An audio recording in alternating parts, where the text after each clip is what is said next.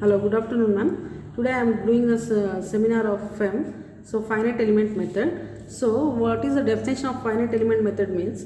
If you are taking one problem, first we have to split the problem into smaller ones and we have to solve, and then we have to reassemble that one. So, bigger problem into simpler, and the simpler problems are solved and then they has to reassemble. This is the simple definition of the FEM. So now today I am taking one problem here. So the heat transfer problem. So heat transfer problem at the nodal temperature. So here a wall of 1 meter thickness has thermal conductivity of 1.2 watt per meter Kelvin. Then the wall is to be insulated with a material of thickness 0.06 meter having an average thermal conductivity of 0.06 meter, having an average thermal conductivity of 0.03 watt per meter Kelvin. The inner surface temperature is 1000 degrees centigrade and outside of the insulation is exposed to atmospheric air at 27 degrees centigrade with heat transfer coefficient of 30 watt per meter square Kelvin. Calculate the nodal temperature. Here we are finding the nodal temperature. Heat transfer problem using FEM is related to the composite material. So here composite material is nothing but the material made with the two materials. Let me draw the diagram here. So here this is the wall and this is an insulating material. So this type of technique we are using in the boilers and all. So here this we have here inner surface. This is an inner surface. Inner surface is 1000 degree centigrade, and here this is the hot air. Hot, and the outer surface is what they are given outer surface here. So it is 27 degree. That is 27 degree centigrade, and the K1 value we are taking as K1 value is 1.2.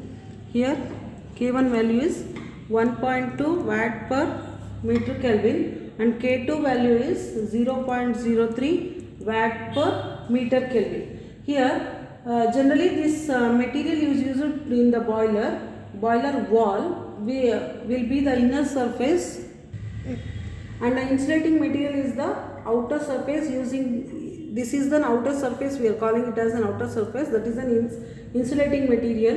It is of 1 meter thickness.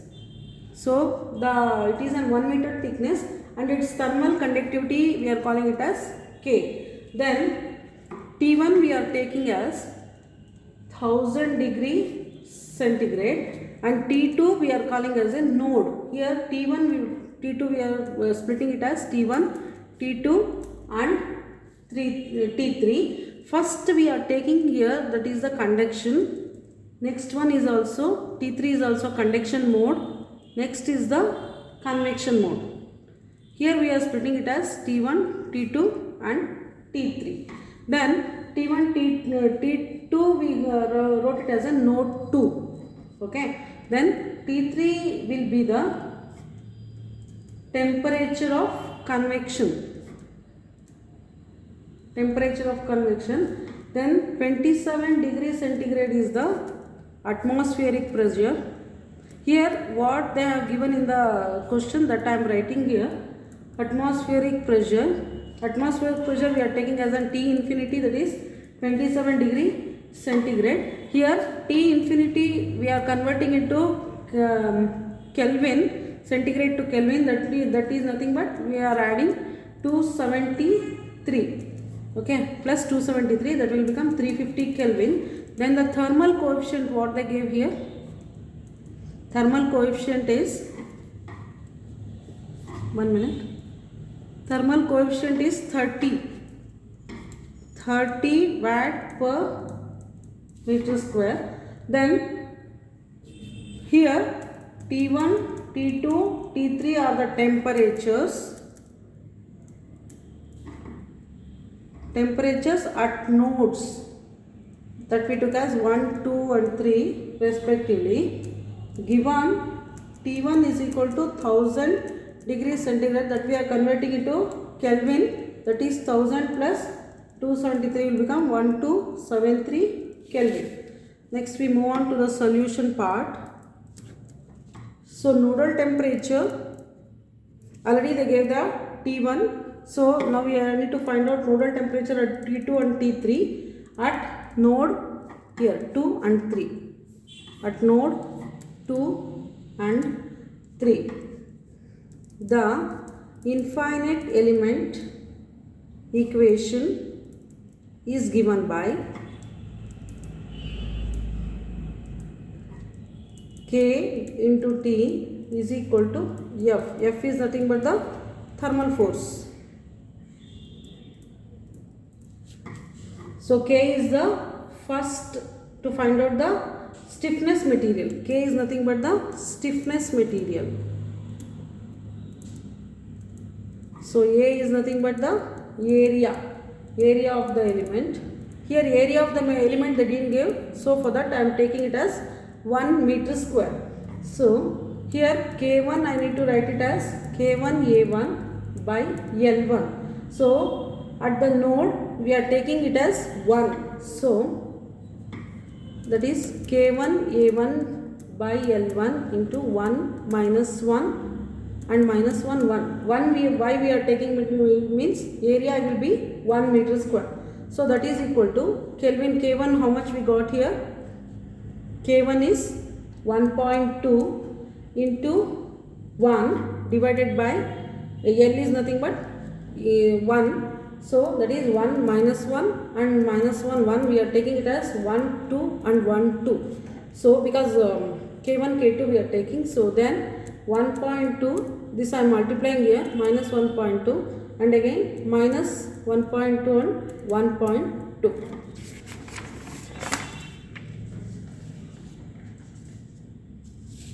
Similarly, we need to find out for K2. Here what I told, K1 is nothing but the conduction. Here K2 is nothing but both conduction and convection we need to find out. So here for K2 I am taking first as conduction and both convection I need to take. K3 is only the convection. For conduction at node 2, K2 is equal to Ka by L2. Here for conduction I am taking 1 minus 1 and minus 1 1. Then K2 of 2. K2 of 2 why we are taking means this is conduction mode we are taking, no, for that K2 of 2. 0.3 into 1, here value is 0.3 is there. Here the value is 0.3, so I am taking it as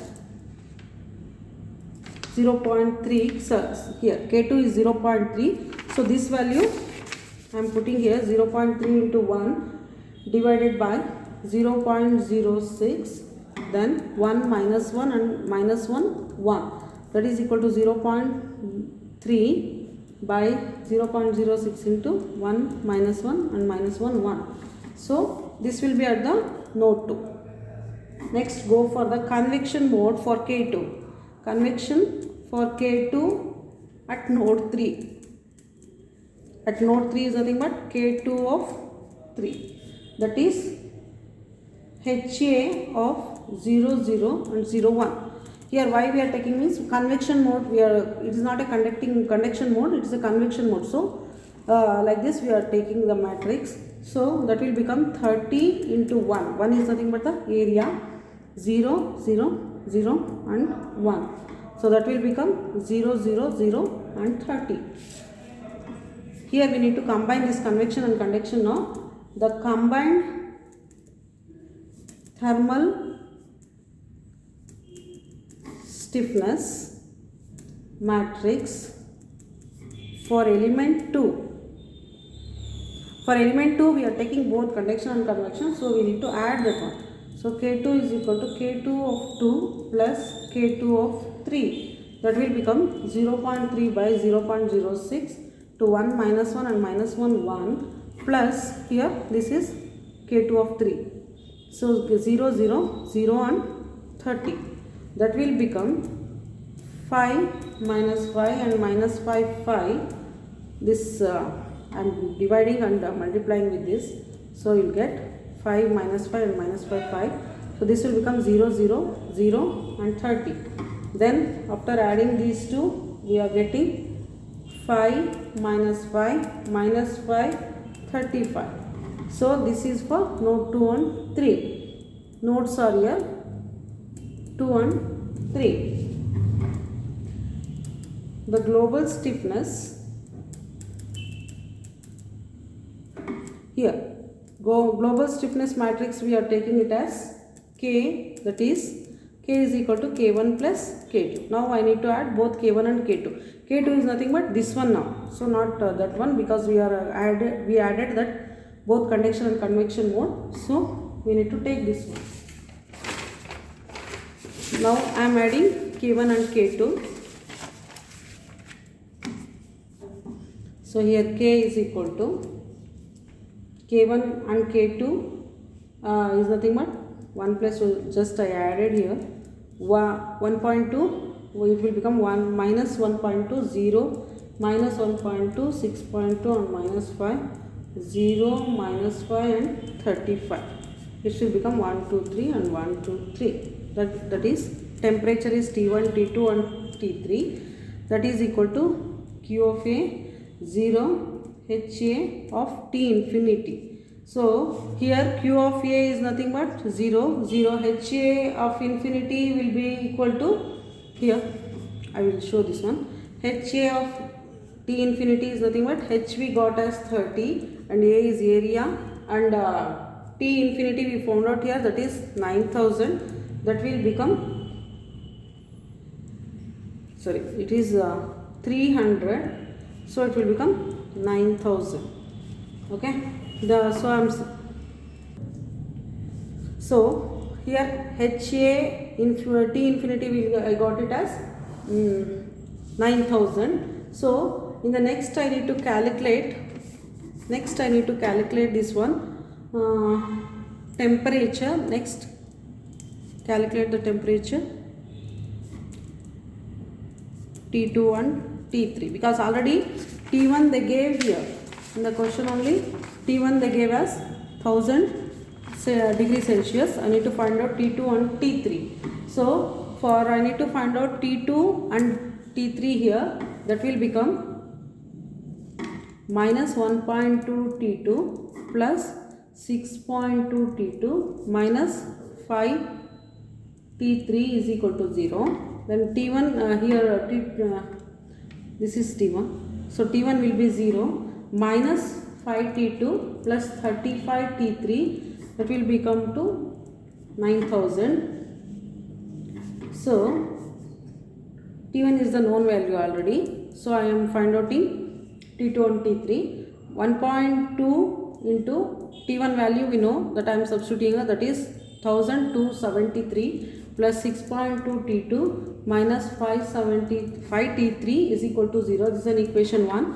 Then the equation 2 is minus 5 T2 plus 35 T3, that is equal to 9000. This is an equation 2. This first equation 1 I am altering here because I need to multiply this one. So 6.2 T2 minus 5 T3 is equal to, this term I am taking here, the LHS, that is 1000, if I multiply this one, 1527.6. This I am calling it as equation 3.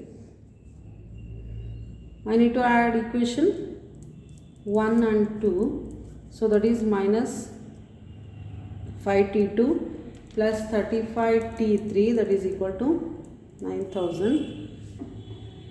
Equation 2 and 3. So that will become 6.2 T2 minus 5 T3 is equal to 1527.6. Then this T2 I calculated this value. Then the T2 value got as 230 39.84 degrees Celsius and T3 is equal to 57.41 degree. So these are the T1 and T2 values we are getting by using to find out the nodal temperature. To find out the nodal temperature of T2 and T3. Already T1 they gave, we are finding out the T2 and T3 by using the finite element method. Thank you.